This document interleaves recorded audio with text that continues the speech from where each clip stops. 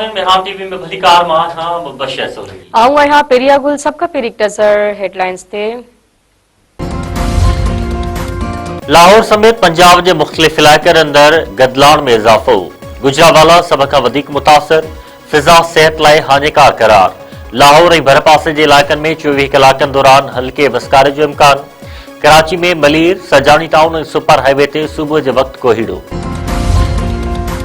अमरीका के उत्तर ओभर वारे इलाक़नि में शदीद बर्फानी तूफ़ान। 5 करोड़ 40 लख माण्हुनि लाइ अलर्ट जारी। 6 रियासतुनि में एमरजेंसी लागू। तूफ़ान सबब 15,000 खां वधीक उॾामूं देर जो शिकार। 3,500 खां वधीक उॾामूं मुअत्तल। न्यूयॉर्क सिटी में रात जो 9 वॻे खां मंझंदि 12 वॻे ताईं सफ़र ते पाबंदी। मेयर ज़हरान ममदानी न्यूयॉर्क सिटी में स्कूल बंद करण जो हुक्म ॾेई छॾियो। अमरीका ऐं ईरान विच में ॻाल्हियूं ख़मीस जे ॾींहुं जिनेवा में थींदियूं। ओमान जे परॾेही वज़ीर तस्दीक़ करे छॾी। ईरानी सदर मसूद पेज़ेशकियान चयो आहे त अमरीका सां ॻाल्हियुनि जा मस्बत इशारा मिलिया आहिनि। अमरीकी कदमनि ते नज़र आहे, हर इम्कानी सूरतहाल लाइ तयार आहियूं। सदर आसिफ अली ज़रदारी चयो आहे त पाकिस्तान दिफ़ा जे हक़ तहत कदम खणी रहियो आहे। अफ़गान इख़्तियारनि तंबीअ बावजूद के बि एतबार जोगा कदम न खयां। पाकिस्तान सब्र जो मुज़ाहिरो कयो ऐं कार्रवायूं महदूद रखियूं।